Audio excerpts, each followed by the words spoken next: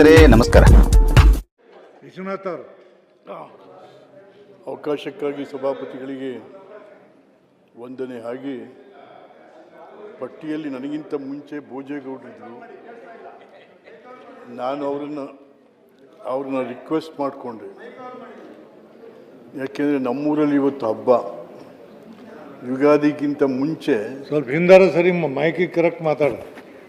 ಹಾಂ, ಯುಗಾದಿಗಿಂತ ಮುಂಚೆ ನಮ್ಮಲ್ಲಿ ಮರಿಗಿರಿ ಕುಯ್ತಾರೆ, ಅದು ಎಲ್ಲ ಹಿರಿಯರಿಗೆ ಎಡೆ ಇಕ್ತಾರೆ. ಅದಕ್ಕೆ ನಾವು ಹೋಗ್ಬೇಕಾಗಿರೋದ್ರಿಂದ ರಾತ್ರಿ ತಲುಪಬೇಕಲ್ಲಪ್ಪ ಅಲ್ಲಿಗೆ. ಹಾಗಾಗಿ ಅವ್ರಿಗೂ ಕೂಡ ವಂದನೆಗಳು. ಹಣಕಾಸು ಮಂತ್ರಿಗಳು ಆದಂಥ ಮುಖ್ಯಮಂತ್ರಿಗಳು ಸದನದಲ್ಲಿ ಮಂಡಿಸಿರ್ತಕ್ಕಂಥ 26-27 ಆಯವ್ಯಯನ ಖಂಡತುಂಡವಾಗಿ ವಿರೋಧಿಸ್ತೇನೆ. ನಾನು ಯಾಕೆ ವಿರೋಧಿಸ್ತೀನಿ ಅಂತಕ್ಕಂಥದ್ದು ಕೂಡ ಮುಂದೆ ಸದನಕ್ಕೆ ಹೇಳಬೇಕಾಗುತ್ತೆ. ಸುಮಾರು 3.5 ಗಂಟೆಗಳ ಕಾಲ ಓದಿದ್ದಾರೆ, ಆಯವ್ಯಯನ ಓದಿದ್ದಾರೆ. ಪಾಪ ಅವರು 3.5 ಗಂಟೆ ಓದಿದ್ದನ್ನ ಭಾಳ ಜನ ಪಾಪ ಅಪ್ರಿಷಿಯೇಟ್ ಮಾಡಿದ್ರು. ಓಹೋ ಹೋ, ಇಂಥ ಹಣಕಾಸು ಮಂತ್ರಿ ಯಾವತ್ತೂ ಬಂದಿರಲಿಲ್ಲ. ಏನ್ರಿ 3.5 ಗಂಟೆ ಒಂದು ಚೂರು ಬೆವರಲಿಲ್ಲ, ಸುಸ್ತಾಗಲಿಲ್ಲ, ನೀರು ಕುಡಿಲಿಲ್ಲ, 3.5 ಗಂಟೆ ಓದಿದ್ರು ಅಂತೇಳಿ. ಏನಿತ್ತು ಅಲ್ಲಿ 3.5 ಗಂಟೆ ಓದುವಂಥದ್ದು? ಏನಿತ್ತು ಅಂತ ಈ ರಾಜ್ಯದ ಶೋಷಿತ ಸಮುದಾಯಗಳ ವಿದ್ಯಾರ್ಥಿಗಳ ಆರೋಗ್ಯ ಇದೆಲ್ಲ ಎಂಥದ್ದು ಇಲ್ಲ. ಹಾಗಾಗಿ ಇದು ಒಂಥರ ಸುಮಾರು 182 ಪುಟಗಳು 3.5 ಗಂಟೆಗಳ ಕಾಲ ಓದಿದ್ದಷ್ಟೇ ಶಿವಾಯುಷ್. ಹಿಂದೆನೂ ಕೂಡ ಇದ್ದರು ಅರ್ಥ ಸಚಿವರುಗಳು. ನಿಜಲಿಂಗಪ್ಪನವರ ಕಾಲದಲ್ಲಿ ಟಿ ಮರಿಯಪ್ಪನವರು ಅಂತ, ನಿಮ್ಮ ಊರಿನವರು, ಟಿ ಮರಿಯಪ್ಪನವರು ನಾಗಮಂಗಲದವರು. ಓಹ್, ಎಂಥ ದೇವರಾಜರ ಕಾಲದಲ್ಲಿ ಗೋರ್ಪಡೆಯವರು. ಆನಂತರದಲ್ಲಿ ವೀರೇಂದ್ರ ಪಾಟೀಲ್ ಕಾಲದಲ್ಲಿ ರಾಜಶೇಖರ ಮೂರ್ತಿಯವರು, ಗುಂಡೂರಾಯರ ಕಾಲದಲ್ಲಿ ವೀರಪ್ಪ ಮೊಯ್ಲಿಯವರು. ಹಾಗಾಗಿ ಎಂತೆಂಥ ಹಣಕಾಸು ಸಚಿವರು ಈ ರಾಜ್ಯದಲ್ಲಿ ಆಗಿ ಹೋಗಿದ್ದಾರೆ. ಅವರೆಲ್ಲ ಒಂದು ರೂಪ ಕೊಟ್ಟಂಥವ್ರು. ಯಾಕೆಂದರೆ ಹಣಕಾಸು ಇಲಾಖೆ ಭಾಳ ಪ್ರಮುಖವಾದಂಥ ಇಲಾಖೆ ಒಂದು ಸರ್ಕಾರದಲ್ಲಿ. ನಾಡಿನ ಜನರ ಬದುಕನ್ನು, ಮಕ್ಕಳ ಶಿಕ್ಷಣವನ್ನು, ಜನರ ಆರೋಗ್ಯವನ್ನು, ನಮ್ಮ ಕೃಷಿಯನ್ನು ಎಲ್ಲವನ್ನೂ ಕೂಡ ಅದರಲ್ಲಿ ಅಳವಡಿಸಿ ಒಂದು ರೂಪ ಕೊಡುವಂಥದ್ದೇ ನಮ್ಮ ಆರ್ಥಿಕ ವ್ಯವಸ್ಥೆ. ಇದೇನಾಯ್ತು, ಇಷ್ಟು ಓದಿದ್ರಲ್ಲ, ಇದೇನಪ್ಪ ಸುಮ್ಮನೆ ಹಳೇದನ್ನೇ ಓದೋದು, ಇಲ್ಲಿ ಇಟ್ಕೊಂಡು ಹಳೇದನ್ನೇ ಓದೋದು. ಇಲ್ಲಿ ನೋಡಿ, ಉನ್ನತ ಶಿಕ್ಷಣ ಇದು ಹೋದ ಸಾರಿ 25-26. ಉನ್ನತ ಶಿಕ್ಷಣ 2,500 ಕೋಟಿ ರೂಪಾಯಿ ಯೋಜನೆಯನ್ನು ಅನುಷ್ಠಾನಗೊಳಿಸುತ್ತಾ ಇದ್ದೀವಿ. ಎಲ್ಲಿಂದ? ಸೆಂಟರ್ ಆಫ್ ಎಕ್ಸಲೆನ್ಸ್ಗೆ ನಾವು ಸಂಶೋಧನಾ ಸಾಮರ್ಥ್ಯವನ್ನು ಹೆಚ್ಚಿಸಲು ನಾವು ಮಾಡ್ತಾ ಇದ್ದೀವಿ ಅಂತ. ಇದೇ ವಿಚಾರನ ಮತ್ತೆ ಈ ವರ್ಷವೂ ಕೂಡ ಹೇಳಿದ್ದೀರ ನೀವು. ಈ ವರ್ಷವೂ ಕೂಡ ಹೇಳಿದ್ದೀರ. ಏನು ಹೇಳಿದಿರ ಅದರಲ್ಲಿ? ADBಯಲ್ಲಿ, ಅಲ್ಲಿ ವರ್ಲ್ಡ್ ಬ್ಯಾಂಕ್ ಅಂತ ಅಂದರೆ ಇಲ್ಲಿ ADBಯಲ್ಲಿ ತೊಗೋತಾ ಇದ್ವಿ. ಯಾವ್ದು ಸತ್ಯ? ಹಾಗಾದರೆ ಮುಂದಿನ ವರ್ಷ ಯಾವುದಾದ್ರು DCC ಬ್ಯಾಂಕಲ್ಲಿ ತೊಗೋತೀರಾ 2,500 ಕೋಟಿ? No. Why this repeat the financial bill? So ಹಾಗಾಗಿ ಇವೆಲ್ಲವನ್ನು ಕೂಡ ಪ್ರಶ್ನೆ ಮಾಡಬೇಕಾಗುತ್ತೆ. ಸುಮ್ಮನೆ ಓದೋದಲ್ಲ ಇದು. 300 ಚಿಲ್ಲರೆ ಪುಟನ ಇಟ್ಕೊಂಡು 3.5 ಗಂಟೆ ಓದಿದ್ರೆ ಏನಾಯ್ತು? ಹಾಗಾಗಿ ಮತ್ತೆ ಭಾಳ ಪ್ರಮುಖವಾಗಿ ಹಣಕಾಸು ಮಂತ್ರಿಗಳು ಅವರ ಆದ್ಯತೆ ಏನು? ದುಂದು ವೆಚ್ಚವನ್ನು ಕಡಿಮೆ ಮಾಡಬೇಕು, ಅನಾವಶ್ಯಕವಾಗಿ ಖರ್ಚಾಗೋದನ್ನು ಕಡಿಮೆ ಮಾಡಬೇಕು. ಅದೇ ಭಾಳ foremost for a finance minister. ಇಲ್ಲೇನಾಗಿದೆ, ಇಲ್ಲಿ ದುಂದು ವೆಚ್ಚ ನಾಗಾಲೋಟದಲ್ಲಿ ಓಡ್ತಾ ಇದೆ. ದುಂದು ವೆಚ್ಚ ನಾಗಾಲೋಟದಲ್ಲಿ ಓಡ್ತಾ ಇದೆ. ತೆರಿಗೆದಾರನ ದುಡಿಮೆಗೆ ಅವನ ಕಟ್ಟುವಂಥದಕ್ಕೆ ಯಾವ ಗೌರವನೂ ಇಲ್ಲ. ಯಾವುದಿದು?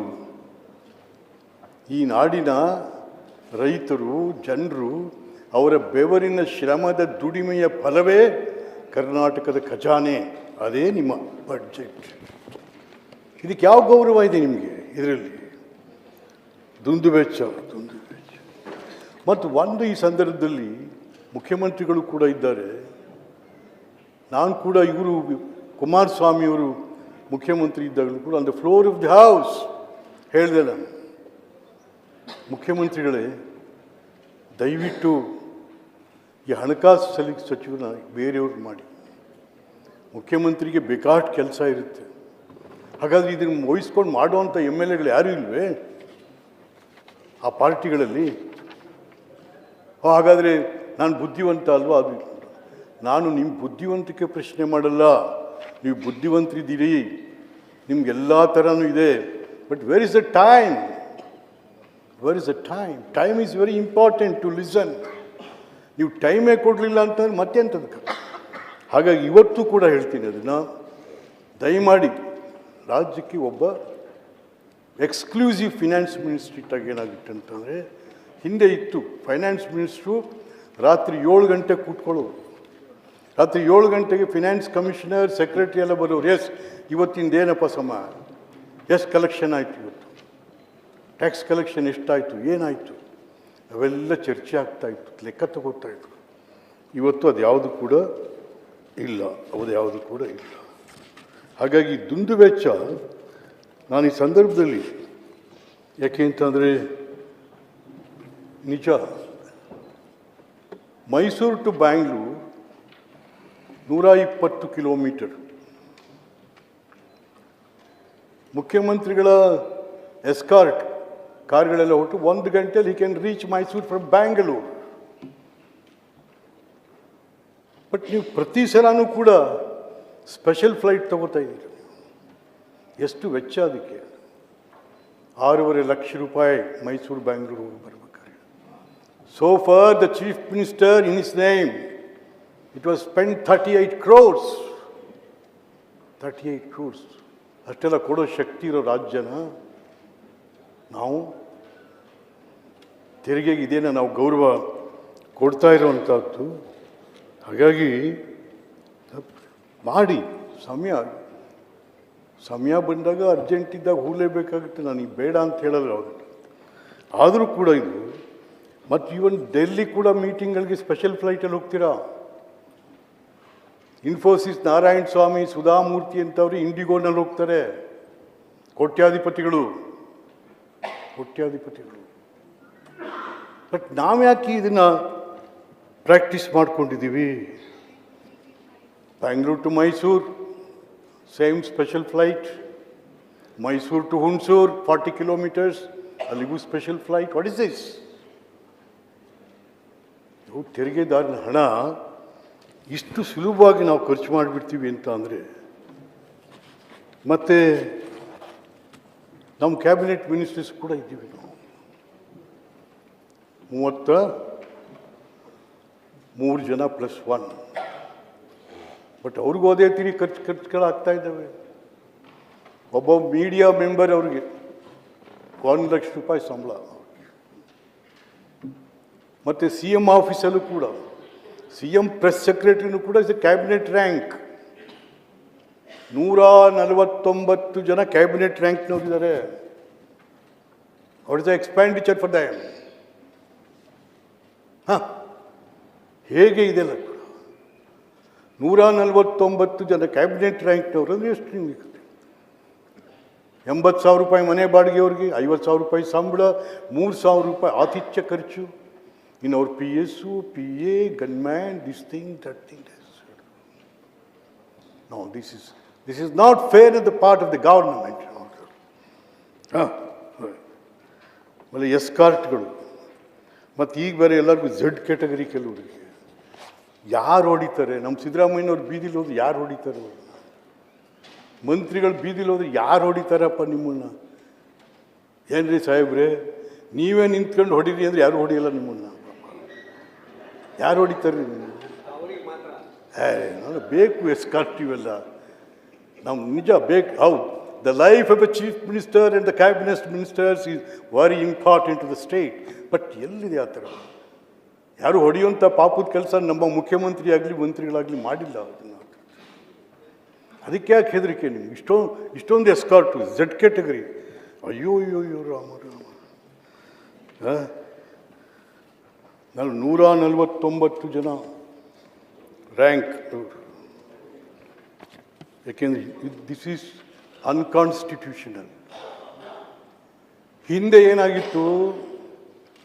ಬಿಹಾರದಲ್ಲಿ 120 ಜನ ಮಂತ್ರಿಗಳು, ಕರ್ನಾಟಕದಲ್ಲಿ 67 ಜನ ಮಂತ್ರಿಗಳು.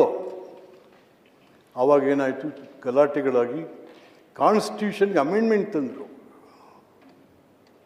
15%ಗೆ ಮೀರಬಾರ್ದು. ಆ ಸದನದ ಒಟ್ಟು ಸದಸ್ಯರ ಶಾಸಕರಲ್ಲಿ 15% ಮಾತ್ರ ಮಂತ್ರಿಗಳಾಗ್ಬೋದು, ಅದು ಮೀರಬಾರ್ದು ಅಂತ ಬಂದರು. ಬಟ್ ಈಗ ಏನಾಗಿದೆ ನಿಮಗೆ? Karnataka government is violating the constitution. ಪಾಪ ನಮ್ಮ ಮಹದೇವಪ್ಪನವರು, ಯಾವ ಮಂತ್ರಿಗಳವರು, ಅವ್ರು ಹೇಳ್ತಾರೆ ಕಾನ್ಸ್ಟಿಟ್ಯೂಷನ್ ಕಾನ್ಸ್ಟಿಟ್ಯೂಷನ್, ಅಂಬೇಡ್ಕರ್ ಅಂಬೇಡ್ಕರ್. ಎಲ್ಲಿ ಕತೆ? Every day we are violating the constitution, the very government, not the layman. ಆಯ್ತಾ? ಸಭಾಪತಿಗಳೇ, ಅಲ್ಲ ಇದೊಂದು ನಮ್ಮ ಹೊಸದ ಇಲ್ಲ ನಿಮ್ಮ ಬಿಜೆಪಿ ಸರ್ಕಾರದಲ್ಲಿ ಚೇರ್ಮನ್ಗಳು ಕ್ಯಾಬಿನೆಟ್ ಕೊಟ್ಟಿದ್ರು. ಅಲ್ಲ ಒಂದ್ ನಿಮಿಷ I am not yielding sir. ಒಂದ್ ನಿಮಿಷ sir. Saleem, making charges we have to accept. BJP ನಿಮ್ಮ ಸರ್ಕಾರದಲ್ಲಿ ಇದು ಮಾಡಿರ್ಲಿಲ್ವಾ? ಇದು ಹೊಸದ ಇದು. ನೀವು ಆಮೇಲೆ ಹೇಳ್ಕೊಳ್ಳಿ. ಅಲ್ಲ ಕ್ಯಾಬಿನೆಟ್ ರ್ಯಾಂಕ್ ಕೊಟ್ಟಿರ್ಲಿಲ್ವಾ ಚೇರ್ಮನ್ಗಳಿಗೆ? Why this intervention? ಅಲ್ಲ ಕೊಟ್ಟಿರ್ಲಿಲ್ವಾ? No. See, this you are making a all sadist. You are speaking like a sadist man. No, I'm very sorry. You are lacking a sadist leader.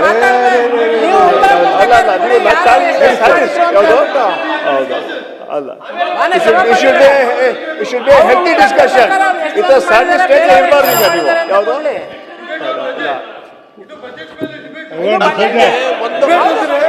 ಒಂದೇ ಕಡೆ ಮಾತಾಡುದು, ನಾವು ನಿಮ್ಮ ಮಾತಾಡಿದ್ರೆ ಎಲ್ಲ ಕೇಳುವುದಲ್ಲ. ವಿಶ್ವನಾಥ್ ಅವರೇ, ಇಲ್ಲಿ ಇಷ್ಟು ಜನ ಮಂತ್ರಿಗಳು ಕೂತಿದ್ದಾರೆ, ಅದೆಲ್ಲ ಬಿಟ್ಟು ಯಾಕೆ ನೀವು ಬರೀ ರಹೀಂ ಖಾನ್ ಬಗ್ಗೆ ಮಾತಾಡಿದ್ರಿ? ಅದು ಇನ್ಫ್ಲೂಯೆನ್ಸ್ ನಿಮ್ಗೂ ಆಗ್ಬಿಡ್ತಾ? ಬಿಜೆಪಿ ಇನ್ಫ್ಲೂಯೆನ್ಸ್ ನಿಮ್ಗೂ ಆಗ್ಬಿಡ್ತಾ? ನೀವ್ಯಾಕೆ ಮೇಲೆ ಯಾಕೆ ಕಳ್ತೀರಿ? ಪಾಪ ನಮ್ಮ ಪರವಾಗಿ ಸಲ ಹೇಳಿದ್ರು ಸರ್, ಅವ್ರೆಲ್ಲರಿಗೂ ಹೇಳಿದ್ರು. ಅಲ್ಲ ಸೆಕ್ಯೂರಿಟಿ ಬಗ್ಗೆ ಮಾತಾಡಿದ್ರಿ. ಸೆಕ್ಯೂರಿಟಿ ಕೊಡೋದು ಯಾರು? Z-Pack ಸೆಕ್ಯೂರಿಟಿ ಯಾರು ಕೊಡ್ತಾರೆ? As per this required for chief minister ಕೊಡ್ತಾರೆ. ಅದಕ್ಕೆ ಏನ್ ತೊಂದ್ರೆ ನಿಮ್ಗೆ? ಇದು ಹೊಸದ ಮುಖ್ಯಮಂತ್ರಿ ಕೊಟ್ಟಿರೋ ಸೆಕ್ಯೂರಿಟಿ? ಏನ್ ಮಾತಾಡ್ತೀರಾ? You are talking a sadist leader. Definitely ನಾನು ಹೇಳ್ಬೇಕು. ಸಲೀಂ ಪ್ಲೀಸ್, ಕೇಂದ್ರ ಸರ್ಕಾರ ಏನ್ ಮಾಡ್ತು, ಎಷ್ಟು ಸಾಲ ಮಾಡ್ತು ಅಂತ ಕೇಳೋಕೆ MP ಗಳಿದಾರಲ್ಲಿ. ಈ ರಾಜ್ಯದಲ್ಲಿ 40 ಜನ MP ಗಳಿದ್ದಾರೆ, 28 ಇದರಲ್ಲಿದ್ದಾರೆ, 12 ಮೇಲಿದ್ದಾರೆ, ಕೆಳಗಡೆ ಇದ್ದಾರೆ, 40 ಜನ. ಅವ್ರು ಕೇಳ್ತಾರೆ. ನಾವು ಮಾತಾಡ್ತಾ ಇರೋದು ಈ ರಾಜ್ಯದ ವಿಚಾರ, ಈ ರಾಜ್ಯದ ಲೆಕ್ಕಾಚಾರ, ಈ ರಾಜ್ಯದ ಆಯವ್ಯಯ, ಈ ರಾಜ್ಯದ ರೈತ, ಈ ರಾಜ್ಯದ ಜನ, ಅದು ಮಾತಾಡ್ತಾ ಇದ್ದೀವಿ ಸ್ವಾಮಿ. ಸುಮ್ಮನೆ ನೀವು ಅಲ್ಲೆಲ್ಲೋ ಕೈ ತೋರಿಸಿದ್ರೆ ನಾವು that's not good. That's not good. Nothing but sadist ವಾಸ್ತವ. What is that? ಮುಂಚೆ ಕೊಡ್ತಾ ಇರ್ಲಿಲ್ವಾ? ಯಡಿಯೂರಪ್ಪನವ್ರು ಕೊಟ್ಟಿರ್ಲಿಲ್ವಾ? ಪ್ಲೀಸ್. ಅಲ್ಲ ಯಡಿಯೂರಪ್ಪನ ಕೊಟ್ಟಿರ್ಲಿಲ್ವಾ ಸೆಕ್ಯೂರಿಟಿ? ಯಡಿಯೂರಪ್ಪನವ್ರ ಇಲ್ವಾ? ಅಲ್ಲ ಇಲ್ಲ. ಟ್ರೈಂಗ್ ಟು ಸೇ ದಟ್ ಎಲ್ಲ ನಾವು ತಪ್ಪು ಮಾಡಿದ್ವಿ, ನೀವೆಲ್ಲ ಸತ್ಯ ಅಡಿಸ್ಟೇಟೆಡ್ ಅಂತ ತೋರಿಸಿದ್ದೀರಾ ನೀವು. ನಾನು ಇಲ್ಲ, ಎಲ್ಲ ತಪ್ಪು ನಾವು ಮಾಡಿದ್ದೀವಿ. ಅಲ್ಲೆಲ್ಲ ಸತ್ಯ ಇರೋ ವಿಷಯ ಇದ್ದಂಗೆ ಹೇಳಿದ್ರೆ ಅಲ್ಲ ನೀವ್ ಯಾಕೆ ಅದನ್ನ ಇದ್ದಿದ್ದಂಗೆ ಅಂದ್ರೆ ಮಾಡ್ತಾ ಇದ್ದೀರಾ? ಯಡಿಯೂರಪ್ಪರಿಗೆ ಜೆಡ್ ಸೆಕ್ಯೂರಿಟಿ ಇದ್ದಿದ್ದಿಲ್ವಾ? ಯಡಿಯೂರಪ್ಪರಿಗೆ ಸೆಕ್ಯೂರಿಟಿ ಇದ್ದಿದ್ದಿಲ್ವಾ? ಕುಮಾರಸ್ವಾಮಿ ಅವ್ರಿಗೆ ಸೆಕ್ಯೂರಿಟಿ ಇದ್ದಿದ್ದಿಲ್ಲ? ಈ ರಾಜ್ಯದ ಮಂತ್ರಿಗಳು ಎಲ್ಲರಿಗೂ ಸೆಕ್ಯೂರಿಟಿ ಇತ್ತು. ಯಾಕೆ ಸೆಕ್ಯೂರಿಟಿ ಕೊಡ್ತಾರೆ? ಒಂದು ಇನ್ನೊಂದು ನಾವ್ಯಾರು ಬೇರೆ ಮಾತಾಡೋದು ತಪ್ಪಾಗತ್ತ. ಮಾನ್ಯ ನೀವು ಹಿರಿಯ ಶಾಸಕರು ಹಿರಿಯರು ನೀವು ಮಾತಾಡ್ತಿದೆಯಲ್ಲ, ಮುಖ್ಯಮಂತ್ರಿಗಳಿಗೆ ಕೊಡ್ಲೇಬೇಕು.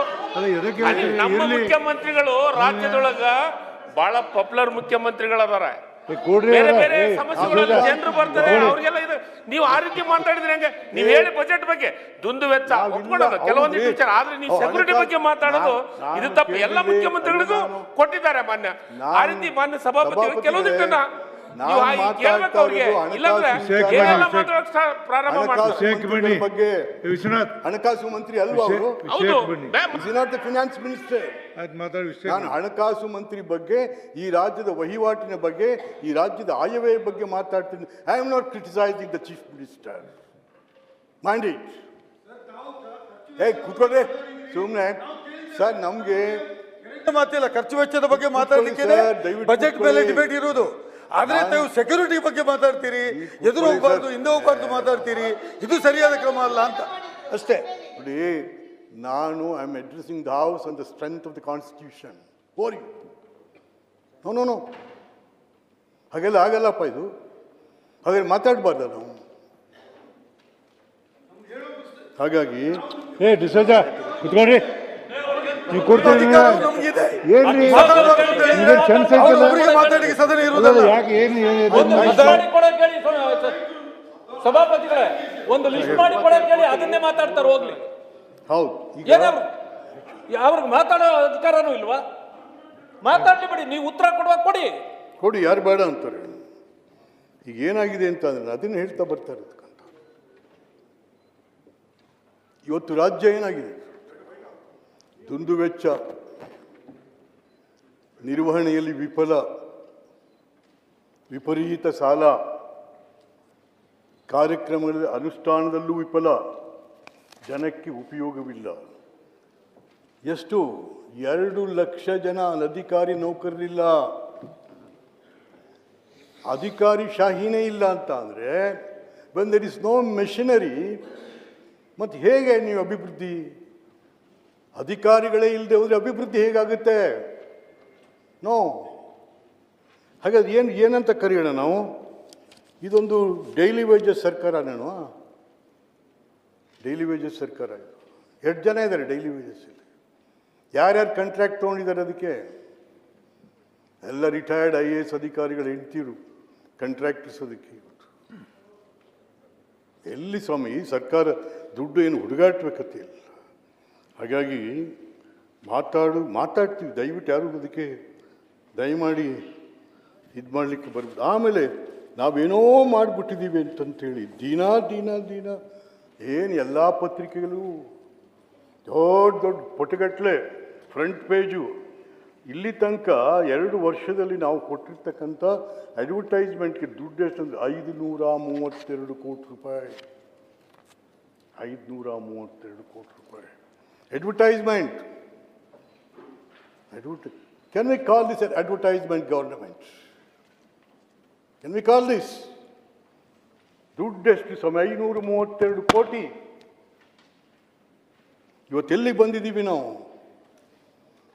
ಸಭಾಪತಿಗಳಿಗೆ ತಾವು ಕೂಡ ಎಜುಕೇಷನ್ ಮಿನಿಸ್ಟರ್ ಆಗಿದ್ದಂಥವ್ರು, ಇಲ್ಲೂ ಎಜುಕೇಷನ್ ಮಿನಿಸ್ಟರ್ ಇದ್ದಾರೆ. ಯಾವ ರಾಜ್ಯದಲ್ಲಿ, ಯಾವ ನಾಡಿನಲ್ಲಿ, ಯಾವ ದೇಶದಲ್ಲಿ ಅಕ್ಷರ ಮತ್ತು ಆರೋಗ್ಯಕ್ಕೆ ಕುತ್ತು ಬರುತ್ತೋ ಆ ದೇಶ ಉದ್ಧಾರ ಆಗಲ್ಲ. ಇವತ್ತಿಲ್ಲೇನಾಗಿದೆ? ಅಕ್ಷರವೂ ಇಲ್ಲ, ಆರೋಗ್ಯವೂ ಇಲ್ಲ. ಇಲ್ಲಿ ಏನಾಗಿದೆ? ಸ್ಕೂಲ್ಗಳೆಲ್ಲ ಬಾಗ್ಲಾಗ್ತಾ ಇದ್ದಾವೆ. ಸರ್ಕಾರಿ ಶಾಲೆ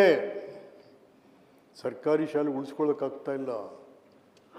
40% ಡಾಕ್ಟರ್ಸ್ ಇಲ್ಲ ಹಾಸ್ಪಿಟ್ಲ್ಗಳಲ್ಲಿ. ಮೊನ್ನೆ ಸ್ಟ್ರೈಕ್ ಎಲ್ಲ ಮಾಡಿದ್ರು ಅವರು. ಬ್ಯಾಂಡೇಜ್ ತರಕ್ಕೆ ದುಡ್ಡಿಲ್ಲ ಯಾರಾದರೂ ಆಕ್ಸಿಡೆಂಟ್ ಆಗಿ ಬಂದರೆ. ಹಾಗೆ ಅಕ್ಷರ ಮತ್ತು ಆರೋಗ್ಯ ಇಲ್ಲ. ಅಕ್ಷರ ಮತ್ತು ಆರೋಗ್ಯ ಎರಡೂ ಒಂದು ರಾಜ್ಯದಲ್ಲಿ ಸರಿ ಇದ್ರೆ ಅನ್ನ ಹುಟ್ಟುತ್ತೆ ಸ್ವಾಮಿ, ಅನ್ನ ಹುಟ್ಟುತ್ತೆ. ಅಂತ ಅನ್ನವನ್ನೇ ನಾವು ಹಾಳು ಮಾಡಿಬಿಟ್ರೆ ಮತ್ತೆ ಏನು ಕೊಡೋದೇನು? ಜನರಿಗೆ ಕೊಡೋದೇನು ನಾವು? ಹಾಗಾಗಿ ದಯವಿಟ್ಟು ಯಾರು ಏನು ಅನ್ಕೋಬಾರ್ದು ಇದ್ರು. ನಾನು ಹಣಕಾಸು ಇಲಾಖೆ ಬಗ್ಗೆ ಮಾತಾಡ್ತಾ ಇದ್ದೀನಿ ಹೊರತು ನಾನು ಬೇರೆ ಬೇರೆ ಬೇರೆ ಇನ್ನೇನಿಲ್ಲ ಅಂತ ಆಯ್ತಾ. ನಿನ್ನೆನೂ ಕೂಡ ಕೆಳಮನೆಯಲ್ಲಿ ಸಭಾಧ್ಯಕ್ಷರು ವಾಕೌಟ್ ಮಾಡಿಬಿಟ್ರು. ಭಾಳ ಅವಮಾನ ಆಯಿತು. ನಮ್ಮ ಸಂಸದೀಯ ವ್ಯವಸ್ಥೆಗೆ ಭಾಳ ಅವಮಾನ ಆಯಿತು. 3 ಜನ ಅಧಿಕಾರಿಗಳನ್ನ ಸಸ್ಪೆಂಡ್ ಮಾಡ್ತೀನಿ ಅಂದರು. ಸಸ್ಪೆಂಡ್ ಆಗಲಿಲ್ಲ ಅವ್ರಿಗೆ. ನಾವು ನಿಮ್ಮ ಕೈಲಿ ಮಾಡೋಕ್ಕೂ ಆಗೋದೂ ಇಲ್ಲ ಅವ್ರು. ನಿಮ್ಮ ಕೈಲಿ ಅವ್ರು ಸಸ್ಪೆಂಡ್ ಮಾಡಲಿಕ್ಕೂ ಆಗಲ್ಲ. ಮತ್ತು ಯಾಕೆ ಸುಳ್ಳು ಹೇಳ್ತಾ ಹೋಗ್ತೀರಾ? ಜನಕ್ಕೆ ಯಾಕೆ ಬರೀ ಮಾತು ಹೇಳ್ತಾ ಹೋಗ್ತೀರಾ? ಸಸ್ಪೆಂಡ್ ಮಾಡಿ ಅಂತೆಲ್ಲ ನೋಟಿಸ್ ಕೊಡಿ. ಹಾಗಾಗಿ ಪತ್ರಿಕೆಗಳಲ್ಲಿ ಆ ರೀತಿ ಬಂದಿದೆ ಅಷ್ಟೇ. ನಾನು ಇದ್ದೆ ಅಲ್ಲಿ. ನಾನು ದುಂದು ಏಕೆಂತಂದರೆ ವೆಚ್ಚ ಕಡಿಮೆ ಆಗಬೇಕು ಅಂತ. ವೆಚ್ಚ ಕಡಿಮೆ ಆದರೆ ನಮಗೆ ಅನುಕೂಲ. ಮತ್ತು ನಾನು ಈಗ ಟ್ಯಾಕ್ಸ್ ಹಾಕ್ತಾಯಿದ್ದೀನಿ. ಬೆಲೆಗಳೆಲ್ಲ ಸುಮಾರು ಏರಿಸಿದ್ರಿ. ಅಯ್ಯೋ, ಮೊನ್ನೆ ಯಾವುದಪ್ಪ ಅಡುಗೆ ಗ್ಯಾಸ್ ಜಾಸ್ತಿ ಆಗಿದ್ದಕ್ಕೆ 60 ರೂಪಾಯಿ. ಮುಖ್ಯಮಂತ್ರಿಗಳು ಹೇಳಿದ್ರು, ಆ ಮೋದಿ ರಾಜೀನಾಮೆ ಕೊಡೋಕ್ಕೆ ಹೇಳಿದ್ರಿ. ಅದನ್ನ ಲೆಕ್ಕ ಹಾಕಿದ್ರೆ ನೀವೆಷ್ಟು ಸತಿ ರಾಜೀನಾಮೆ ಕೊಡಬೇಕು? ನೀವು ಎಷ್ಟೆಷ್ಟು ಏರಿಸಿದ್ರಿ ನೀವು? ನೀರು, ದೀಪ, ನಾವು ಹಾಲು, ಆಮೇಲೆ ಏನೋ 30-40 ಸೈಟ್ನ ಒಂದು 20,000ದಲ್ಲಿ ರಿಜಿಸ್ಟ್ರೇಷನ್ ಮಾಡಿಸ್ಕೊಡ್ತಿದ್ದ ಬಡವ. ಇವತ್ತು 1,70,000. ಒಂದು ಸೈಟ್ ತೊಗೊಳಕ್ಕೂ ತಗೊಳ್ದು ರಿಜಿಸ್ಟ್ರೇಷನ್ ಮಾಡ್ಕೊಳ್ಳೋಕ್ಕೂ ಆಗ್ತಾಯಿಲ್ಲ. ಆ ಪರಿಸ್ಥಿತಿ ಇದೆ ಇವತ್ತಿನ ದಿವಸ. ಆ ಪರಿಸ್ಥಿತಿ ಇದೆ. ಹಾಗೆ ಮೋದಿ ರಾಜೀನಾಮೆ ಕೊಡು. ನೀವೆಷ್ಟು ಸರಿ ಕೊಡ್ಬೇಕು ಸ್ವಾಮಿ? ಹೋಟೆಲ್ಗಳಿಗೆ ತಿಂಡಿ ಸಿಗ್ತಾ ಇಲ್ಲ ಸಾಹೇಬ್ರೆ. ಹೋಟೆಲ್ 10 ರೂಪಾಯಿದ 60 ರೂಪಾಯಿದ ಊಟಕ್ಕೆ 100 ರೂಪಾಯಿ ಆಗಿದೆ. ಗ್ಯಾಸ್ ಟ್ರಬಲ್ ಆಗಿದೆ ಇಡೀ ರಾಜ್ಯದಲ್ಲಿ. ಅದಕ್ಕೂ ಕೂಡ ಅದಕ್ಕೆ ಏನಾದ್ರು ಹೇಳಿ. ಕುತ್ಕೊಳ್ಳಿ ಸರ್. ಆಮೇಲೆ ಸಭಾಪತಿಗಳೇ, ನಾನು ಹೆಚ್ಚು ಮಾತಾಡಲ್ಲ. ನಾವು ಮಾತಾಡಬೇಡಿ ಕೊಡಿ. ನಾವು ಈಗ ಯಾಕೆಂದ್ರೆ ನಮ್ಮ ರವಿ ಏನು ಮಾತಾಡ್ತೀರಿ? ಸುಮ್ಕುದೊಳಗೆ ಹೌದಲ್ಲ. ನಮ್ಮ ಹಿರಿಯರಿಗಾಗಲೇ ಮಾತಾಡಿದ್ದಾರೆ. ನಮ್ಮ CT ರವಿ 1 ಗಂಟೆ ನಿನ್ನೆ ಮಾಡಿ. It was very fine. ಈ ಭೋಜಗೌಡರು ಮಾತಾಡೋರಿದ್ದಾರೆ, ನಮ್ಮ ಪಾರ್ಟಿಯಿಂದ ಮಾತಾಡ್ತಾರೆ. ಆದರೆ ನಾನು ಹೆಚ್ಚು ಮಾತಾಡಲ್ಲ. 3 ಹಬ್ಬಕ್ಕೆ ಬೇರೆ ಹೋಗ್ಬಿಟ್ಟು ನಾನು. ಹಾಗಾಗಿ ಈಗ ಎಲ್ಲ ಟ್ಯಾಕ್ಸು ಏರಿಸಿದ್ವಿ. ಎಕ್ಸೈಸ್ ಇದನ್ಕ ಭಾಳ ಇಡೀ ಸಮಾಜವನ್ನು ಹಾಳು ಮಾಡುವಂಥದ್ದು. ಎಕ್ಸೈಸ್ ಎಷ್ಟು ಸಾರಿ ಏರಿಸಿದ್ರಿ ಸ್ವಾಮಿ ನೀವು? ಒಂದು ಬಿಯರ್ ಬಾಟ್ಲಿಗೆ ಎಷ್ಟು ಸ್ವಾಮಿ ದುಡ್ಡು ಇವತ್ತು? 230 ರೂಪಾಯಿ ಒಂದು ಬಿಯರ್ ಬಾಟ್ಲ್ ಇವತ್ತು. ಮುಖ್ಯಮಂತ್ರಿಗಳಿಗೂ ಗೊತ್ತು, ನಾವೆಲ್ಲ ಜೊತೆಲಿ ಓದಿದವರು. 2 ರೂಪಾಯಿನಲ್ಲಿ ಒಂದು ಬೀರು ತಗೊಳ್ಳೋವು, 1 ರೂಪಾಯಿ ಹಾಕಿ. ಇವತ್ತು ಎಲ್ಲಿ ಕತೆ ಇದೆ ನಮ್ಮ? 230 ರೂಪಾಯಿ ಒಂದು ಬಿಯರ್ ಬಾಟ್ಲಿಗೆ. ಸ್ವಾಮಿ ಕನ್ನಡ ಪಂಡಿತರೇ, ಅಲ್ಲ ನಾವೆಲ್ಲ ಸ್ನೇಹಿತರು ಬಿಟ್ರಿ, ಅದನ್ನೇನು ಯಾರಿಲ್ಲ ಅನ್ನೋಕ್ಕಾಗ. ಇವತ್ತು ಎಲ್ಲಿ ಸ್ವಾಮಿ? ಇವತ್ತು ಹುಡುಗರು, ಯಂಗ್ಸ್ಟರ್ಸ್ ಬಿಯರ್ ಬಾಟ್ಲ್ ತಗೊಳ್ಲಿಕ್ಕಾಗ್ದೇನೆ ಗಾಂಜಾ ಮೊರೆ ಹೋಗಿದ್ದಾರೆ. ಗಾಂಜಾ ಮೈಸೂರು 1ರಲ್ಲೇ, ಮುಖ್ಯಮಂತ್ರಿಗಳೇ, ಮೈಸೂರು 1ರಲ್ಲೇ 1,000 ಕೋಟಿ ರೂಪಾಯಿಂದು ಗಾಂಜಾ, ಅಫೀಮು, DD ಎಂಥದ್ದು ಸೀಸ್ ಆಗಿದೆ. ಯಾರು? ನಮ್ಮ ಪೊಲೀಸ್ನವರಲ್ಲ, ಗುಜರಾತ್ ಪೊಲೀಸ್ನವರು, ಮಹಾರಾಷ್ಟ್ರ ಪೊಲೀಸ್ನವ್ರು ಬಂದು ಇಲ್ಲಿ ಹಿಡಿದಿದ್ದಾರೆ. ನಮ್ಮ ಪೊಲೀಸ್ನವ್ರು ಅವ್ರು ಕಲೆಕ್ಷನ್ ಮಾಡ್ಕೊಂಡು ಸುಮ್ಮನಿದ್ದಾರೆ. ಎಲ್ಲಿ ಕೊಟ್ಟು ಸಮಾಜ ಎಲ್ಲಿಗೆ ಹೋಯ್ತು ಸರ್? ನೀವೇನಾದರೂ ಕೆಡಿಸಿ ಯುವ ಜನಾಂಗವನ್ನು ಬಲಿ ತಗೋತಾ ಇದೆ ಸರ್ಕಾರ. It's very dangerous, very dangerous. ಎಲ್ಲಿದ್ದೀವಿ ನಾವು? ಹೆಂಡ ಸಾರ ಇದ್ದು, ಯಶೋಧರಮ್ಮ, ದಾಸಪ್ಪ ಇದ್ರು, ನಿಜಲಿಂಗಪ್ಪನವರ ಕಾಲದಲ್ಲಿ ನಮ್ಮ ಒಕ್ಕಲಿಗರ ಹೆಣ್ಮಗಳು, ಸಮಾಜ ಕಲ್ಯಾಣ ಮಂತ್ರಿ ನಿಜಲಿಂಗಪ್ಪನವ್ರಿಗೆ ಬಂದು ತಮ್ಮ ರಾಜೀನಾಮೆ ಬಿಸಾಕ್ತಾರೆ. ತಗೊಳ್ಳಿ ನಿಮ್ಮ ರಾಜೀನಾಮೆ, ನನಗೆ ಬೇಡ. ಜನಕ್ಕೆ ಹೆಂಡ ಸಾರಾಯಿ ಕುಡಿಸಿ ಈ ರಾಜ್ಯ ನಡೆಸ್ಬೇಕಂದ್ರೆ ತಗೋ ರಾಜೀನಾಮೆ. 1964 ಇಸ್ವಿ ಬ್ಯಾನ್ ಆಗುತ್ತೆ. ಬ್ಯಾನ್ ಆಗುತ್ತೆ. ನೀವು ಬ್ಯಾನ್ ಮಾಡಿ ಅಂತ ಕೇಳಿದ್ರೆ ಬ್ಯಾನ್ ಮಾಡಲಿಕ್ಕೂ ಆಗಲ್ಲ. ಬಟ್ ಇದು ಈ ಇಲಾಖೆನ ನೀವು ಈ ಇಲಾಖೆನ ತಗೊಂಡು ಸಿಕ್ಕಾಬಿಟ್ಟೆ ನೀವು, ಯಾಕೆಂದರೆ ಚಟ ಸ್ವಾಮಿ ಇದು ಚಟ. ಅವ್ರಿಗೂ ಗೊತ್ತಿದೆ, ಮುಖ್ಯಮಂತ್ರಿಗಳಿಗೆ ಎಲ್ಲರಿಗೂ ಗೊತ್ತಿದೆ. ನಮ್ಮ ಹಳ್ಳಿಲಿ ಗದ್ದೆ ಉಳ್ತಾ ಇರ್ತಾನೆ, ಬೀಡಿ ಇರ್ತದೆ, ಬೆಂಕಿ ಪಟ್ಟಣ ಇರೋದಿಲ್ಲ ಅವನ ಹತ್ರ. ಬೆಂಕಿ ಪಟ್ಟಣಕ್ಕೆ ಉಳೋದು ಬಿಟ್ಟು 2 ಕಿಲೋಮೀಟ್ರ್ ಹೋಯ್ತಾನೆ ಅವನು. ಚಟ ಏನೂ ಮಾಡೋಕ್ಕಾಗಲ್ಲ. ಆ ಚಟ ತೀರಿಸ್ಕೊಳ್ಳೋಕೆ ಏನಾಗುತ್ತೆ ಇವಾಗ? ಮನೇಲಿ ಕೋಳಿ ಮಾರ್ತಾನೆ, ದನ ಮಾರ್ತಾನೆ, ಅದು ಮಾರ್ತಾನೆ, ಇಡೀ ಫ್ಯಾಮಿಲಿನೇ ಹಾಳಾಗೋಗ್ಬಿಟ್ಟಿದೆ.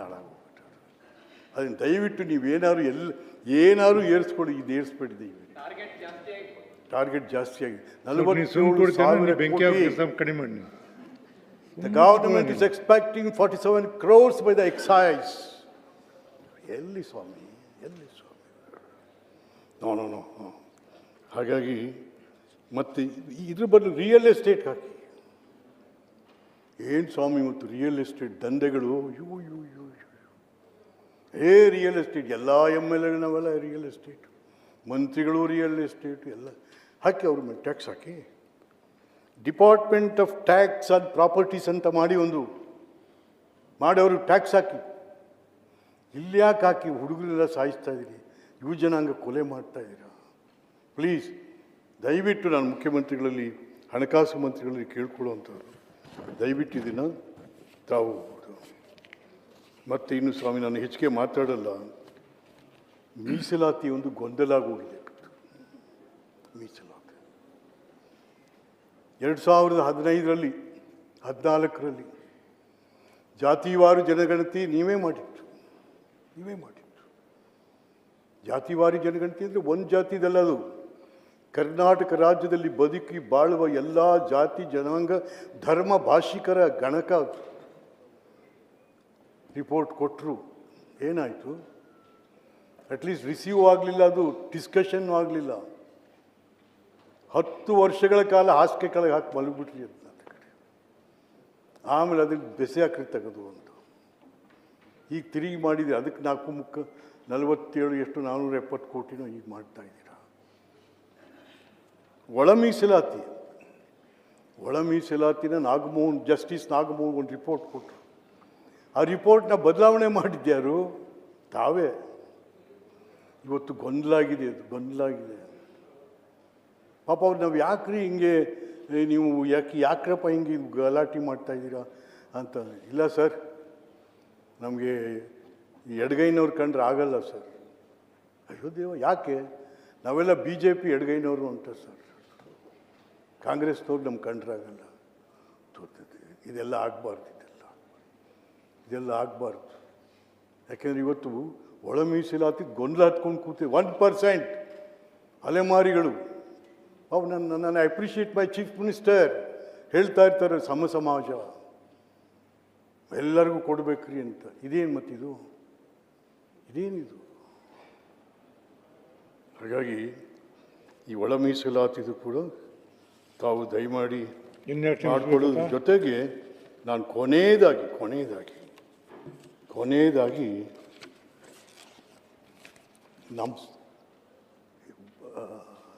ನಮ್ಮ ಇದ್ರ ಮೇಲೆ ನಮ್ಮ ವೃತ್ತಿ. ಹೌದಪ್ಪ, ನಾನು ಕುರಿ ಕಾಯ್ತೀನಿ. ನಾನು ಇನ್ನೊಬ್ಬ ಮಡಿವಾಳ ಬಟ್ಟೆ ಒಗಿತಾನೆ, ಇನ್ನೊಬ್ಬ ಕುಂಬಾರ ಮಡಿಕೆ ಮಾಡ್ತಾನೆ, ಇನ್ನೊಬ್ಬರು ಕ್ಷೌರಿಕರು, ಸಮತಾ ಸಮಾಜ. ಇವತ್ತೇನಾಗಿದೆ ಸ್ವಾಮಿ? ಅಯ್ಯೋ, ಕುರಿ ಮಂಡಳಿಯಿಂದ ಕುರಿಗಾರರಿಗೆ ದುಡ್ಡು ಕೊಡ್ತಾ ಇದ್ದಾರೆ ಸರ್ಕಾರದಿಂದ, ಅವನೇನೋ ಮಾಡಲಿ ಅಂತಂತೇಳಿ. ಎಲ್ಲ ಕಡೆನೂ ಸಂಘಗಳಿದ್ದಾವೆ, ಕುರಿ ಮಂಡಳಿ ಸಂಘಗಳು. ಅದು ಬಿಟ್ಟರು ಆ ದುಡ್ಡು ಕೊಡೋಕ್ಕೆ ಯಾರಿಗೆ ನೇಮಿಸಿದ್ದಾರೆ? ಈಗ MLAಗಳಿಗೆ ಕೊಟ್ಟಿದ್ದಾರೆ. ಈಗ MLAಗಳು ಏನು ಮಾಡ್ತಾರೆ? ಕುರಿ ಕಾಯೋನು ಮರೆತು ಬಿಡ್ತಾರೆ ಅವರು. ಇನ್ಯಾರಿಗೂ ಕೊಟ್ಕೊಂಡು ಹೋಯ್ತಾ ಇರ್ತಾರೆ ಅವ್ರ ಪಾಡ್ಗೆ. ಅವರು ಯಾಕೆ ಬೇಕಾಗಿತ್ತು? ಕುರಿ ಮಂಡಳಿ ಇದೆ, ಸಂಘಗಳಿದ್ದಾವೆ. ಮತ್ತು ಅದ್ರ ಜೊತೆಗೆ ಇವತ್ತು ಎಷ್ಟಿದೆ ಸರ್ ಇಲ್ಲಿ? 1,20,00,000 ಕುರಿ ಆಡುಗಳಿದ್ದಾವೆ. ಬರೀ ಕುರುಬ ಒಬ್ಬನೇ ಇಲ್ಲ, ಕುರಿ ಸಾಕೋನು ಬ್ರಾಹ್ಮಣರಾದಿಯಾಗಿ ಮನೇಲಿ ಇಟ್ಕೊಂಡಿದ್ದಾರೆ ಇವತ್ತು ನಮ್ಮ ಹಳ್ಳಿಗಳಲ್ಲಿ. ಎಲ್ಲ ಜಾತಿ ಜನಾಂಗದವರು ಕೂಡ ಕುರಿ ಮತ್ತು ಆಡನ್ನ ಕಾಯ್ತಾರೆ. ಲಾಭದಾಯಕ ಇಟ್ಸ್ ಎ ಮೂವಿಂಗ್ ಬ್ಯಾಂಕ್. ಇವತ್ತೇನಾಗಿದೆ ಅದಕ್ಕೆ ಕುರಿ ಕಾಯುವ ಕಥೆ ಏನಾಗಿದೆ? ಕುಡಿದ್ರೆ ದಿಸ್ ಇಸ್ ಎ ಪ್ರೊಫೆಷನ್. ಎಷ್ಟು ಜನ? 10 ಲಕ್ಷ ಜನ ಅಲೆಮಾರಿ ಕುರುಬರಿದ್ದಾರೆ. 10 ಲಕ್ಷ ಜನ. ಇವರಿಗೆಲ್ಲ ಉದ್ಯೋಗ ಆಗಲ್ವ ಸ್ವಾಮಿ? ಇವರಿಗೆಲ್ಲ ಅನ್ನ ಆಗಲ್ವ ಸ್ವಾಮಿ? ಹಾಗಿದೆಲ್ಲ ಯೋಚನೆ ಮಾಡಬೇಕು ಅಂತಕ್ಕಂಥದ್ದೇ ನಾನು ಸರ್ಕಾರವನ್ನು ಒತ್ತಾಯ ಮಾಡ್ತಾ ಇರ್ತಕ್ಕಂಥದ್ದು. ಹಾಗಾಗಿ ನಾನು ಮತ್ತಿನ್ನೂ ಹೆಚ್ಚಿಗೆ ಮಾತಾಡಿದ್ದೀನಿ. ನನ್ನ ಪುಣ್ಯ ಮುಖ್ಯಮಂತ್ರಿಗಳು ಕೂಡ ಸದನಕ್ಕೆ ಬಂದಿದ್ದು, ನನ್ನ ಮಾತನ್ನು ಆಲಿಸಿದ್ದು ಕೂಡ ನಮ್ಮ ಪುಣ್ಯ ಅಂತ ನಾನು ಭಾವನೆ ಮಾಡ್ಕೋತೀನಿ. ಹಾಗಾಗಿ ಅವರಿಗೂ ಕೂಡ ನಾನು ವಂದನೆಗಳನ್ನು ಹೇಳಿ, ತಾವು ಅವಕಾಶ ಕೊಟ್ಟಿದ್ದೀರಾ, ಪಾಪ ನನಗೆ ಬಿಟ್ಕೊಟ್ರು ನಮ್ಮ ಭೋಜೇಗೌಡರು ಮಾತಾಡಿ ಅಂತ. ಸೊ ಎಲ್ಲರಿಗೂ ನಾನು ನನ್ನ ನಮಸ್ಕಾರಗಳನ್ನು ತಿಳಿಸಿ ಮಾತಿಗೆ ವಿರಾಮ ಕೊಟ್ಟೆ.